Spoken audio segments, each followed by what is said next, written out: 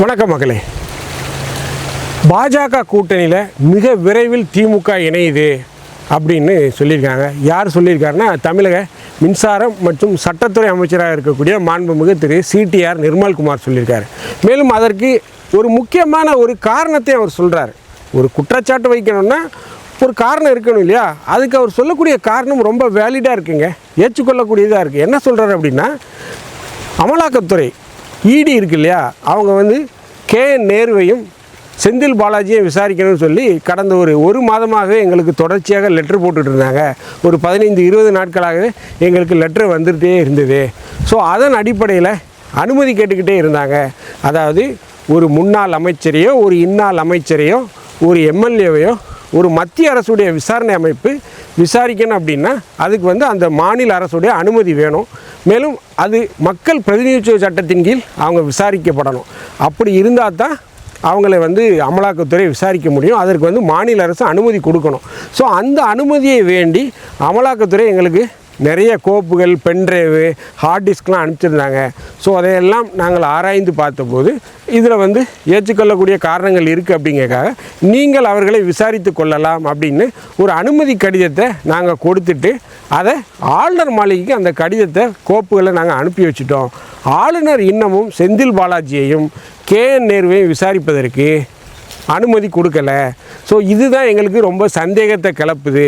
ஏனென்றால் திமுகவும் பாஜகவும் ஒரு மிகப்பெரிய எதிரியை போன்று செயற்பட்டவர்கள். மிகப்பெரிய அளவில் திமுக கடந்த முறை பாஜகவை கடுமையாக விமர்சனம் செய்தது. ஆனால் இன்றைக்கி பார்த்திங்கன்னா நாங்கள் அனுமதி கொடுத்துட்டோம், ஆனால் இன்னமும் ஆளுநர் அதற்கு ஒப்புதல் கொடுக்காமல் இருக்கார், காலதாமதம் பண்ணுறாரு. ஸோ இதில் மிகப்பெரிய ஒரு உள்கூத்து இருக்கோ அப்படின்னு எங்களுக்கு ஒரு சந்தேகம் வருது. திமுகவும் பாஜகவும் கூட்டணி அமைத்து போட்டியிட போகிறாங்களா, இல்லை கூட்டணி ஏற்படுத்தி கொள்ள போகிறாங்களா அப்படின்னு ஒரு சந்தேகம் இருக்குது. திமுக, ஆளுநர், பாஜக இப்படி ஒரு கூட்டணி அமையப்போகுது அப்படிங்கிற மாதிரி திரு சிடிஆர் நிர்மல்குமார் அவர்கள் பேசிகிட்டு இருக்கார். ஸோ என்ன நடக்குது திமுகவில்? திமுக பாஜகவுடன் கூட்டணி அமைக்க போவது உண்மையா? அதை பற்றி தான் நம்ம இந்த நிகழ்ச்சியில் பார்க்க போகிறோம். நான் உங்கள் ஜோசப். வாங்க நம்ம இப்போ நிகழ்ச்சிக்குள்ளே போகலாம்.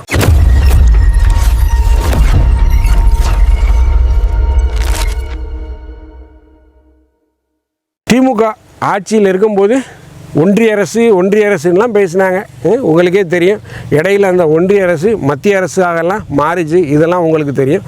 இப்பேற்பட்ட சூழ்நிலையில் ஆட்சி அதிகாரத்தை இழந்து ஒரு அரசியல் அனாதை போன்று இன்றைக்கி திமுக இருக்குது. ஏனென்றால் இதுவரைக்கும் முன்னாள் முதல்வர் MK ஸ்டாலின் என்ன சொன்னார்? எங்கள் கூட்டணி இன்டாக்டாக இருக்குது, எங்கள் கூட்டணி கட்டுக்கோப்பாக இருக்குது, 21 கட்சி கூட்டணி எங்கள் கூட்டணி, தமிழ்நாட்டை மிகப்பெரிய அளவு வளர்ச்சி பாதைக்கு எடுத்துக்கொள்ள போகிறோம், ஆச்சா பூச்சான்னு சொல்லி சொன்னார். 200 தொகுதியில் நாங்கள் ஜெயிப்போம்லாம் சொன்னார். ஆனால் இன்றைக்கி பார்த்திங்கன்னா 57 தாண்ட முடியல. இதுதான் நிலைமை. ஓவர் கான்ஃபிடென்ட் உடம்புக்கு ஆகாதுப்பா அப்படின்னு சொல்லுவாங்கள்ல, அதுதான். ஸோ இப்பேற்பட்ட சூழ்நிலையில் திமுகவுடைய முக்கிய அமைச்சர்கள் செந்தில் பாலாஜி, KN நேருவை விசாரிக்கிறதுக்கு அமலாக்கத்துறை அனுமதி கேட்டது. அதற்கு விஜயோடைய அரசு அனுமதி கொடுத்து கோப்புகளை ஆளுநருக்கு அனுப்பிச்சாச்சு. ஆளுநருக்கு அனுப்பிச்சு கிட்டத்தட்ட 10-12 நாளைக்கு மேலே ஆகுது அப்படின்னு சொல்லி சிடிஆர் நிர்மல்குமார் சொல்கிறார். இன்னமும் ஆளுநர் ஒப்புதல் கொடுத்துருக்கலாமே, உங்கள் அமலாக்கத்துறை தானே விசாரிக்கணும்னு சொல்லுது, நீங்கள் ஒப்புதல் கொடுத்துருக்கலாமே அப்படின்னு அவர் சொல்கிறார். அவர் சொல்கிறது நியாயம் தானே. அப்போ இதில் ஏதோ ஒரு உள்கூத்து இருக்குங்கிற ஒரு சந்தேகம் நமக்கு வரத்தான் செய்யுது. அது ஒரு இயல்பானது தான். ஏன் இதில் தாமதம் அப்படின்னு பார்த்திங்கன்னா, எப்போவுமே மோடி அவர்களுக்கு பார்த்திங்கன்னா இந்த திமுக மேலே ஒரு கண் இருந்துக்கிட்டே இருக்கும். அவர் திமுக கூட்டணியை விரும்புகிறார். திமுக நம்ம கூட வந்தால் தமிழ்நாட்டில் எளிதாக ஆட்சி அமைக்கலாம், பாஜகவை ஒரு வளர்ச்சி பாதையை கொண்டு போகலாம் அப்படிங்கிற ஒரு எண்ணத்தில் அவங்க இருக்கிறாங்க. பட் திமுக கூட்டணிக்கு இது வரைக்கும் போகல. ஆனால் இப்போ போவாங்களா அப்படின்னு பார்த்தீங்கன்னா 99% வாய்ப்பு இருக்குது. நம்ம ஏற்கனவே பதிவு பண்ணியிருக்கோம். மிக விரைவில் திமுக பாஜகவுடன் கூட்டணி அமைக்கும். ஏன் அப்படின்னு பார்த்தீங்கன்னா, திமுக கூட இப்போ எந்த கூட்டணி கட்சிகளுமே இல்லை.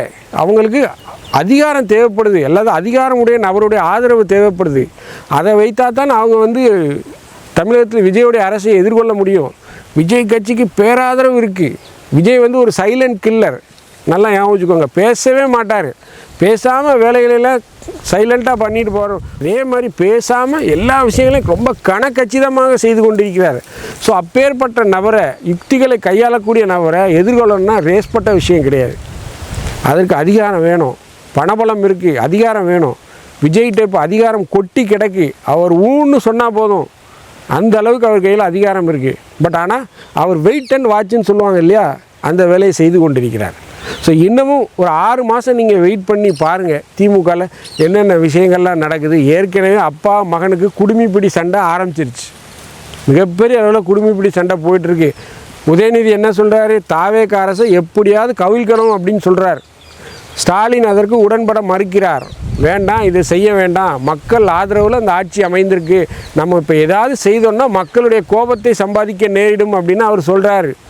பட் அவர் கேட்க மாட்டேங்கிறார் உதயநிதி. சின்ன பிள்ளை சொல்லும்ல, எனக்கு அந்த பொம்மை வேணும், எனக்கு அந்த டாய் வேணும், அந்த சொல்லும்ல. ஸோ அதே போல் உதயநிதி நான் செஞ்சே தீருவேன். அதாவது ஒன்று சுய புத்தி இருக்கணும், இல்லைன்னா சொல் புத்தியாக இருக்கணும். ரெண்டுமே கிடையாது. நான் செய்வதை தான் செய்வேன் அப்படின்னா அப்போ பட்டு தான் திருந்தணும், அதுதான் வேறு வழி இல்லை.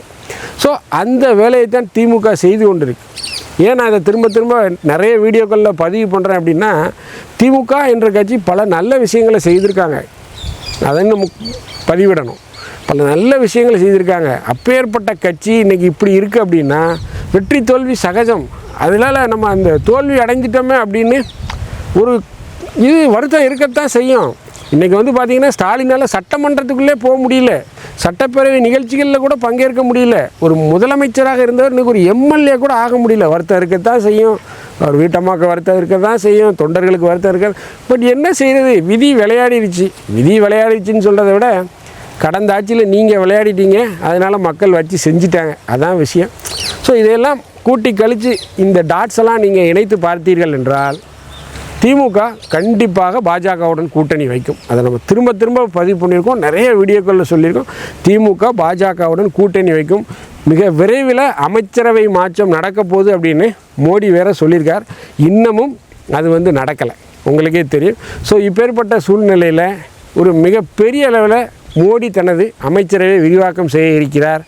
அந்த விரிவாக்கத்தில் திமுக இப்போமே துண்டை போட்டு வச்சிருச்சுன்னு சொல்கிறாங்க. நம்ம டெல்லி வட்டாரங்களில் விசாரிக்கும் போது என்ன சொல்கிறாங்கன்னா, அமைச்சரவை விரிவாக்கத்தில் திமுக சில முக்கிய இலாக்காக்களை கேட்பதாக செய்திகள் வருது.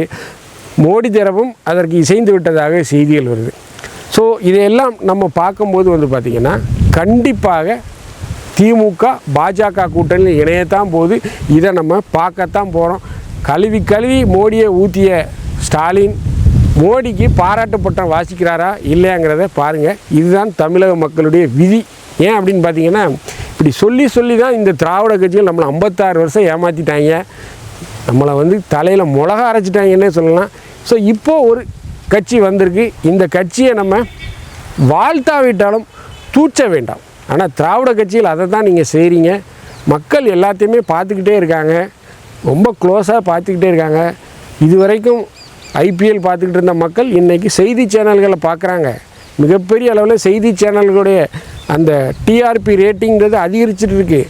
அப்போ மக்கள் எல்லாத்தையும் உன்னிப்பாக வாட்ச் பண்ணுறாங்க. ஸோ அதனால் திமுக தரப்பு தாவேகா மீது சேச்சை வாட்சி இறைக்காதீர்கள். ஒரு வருஷமாக டைம் கொடுங்க.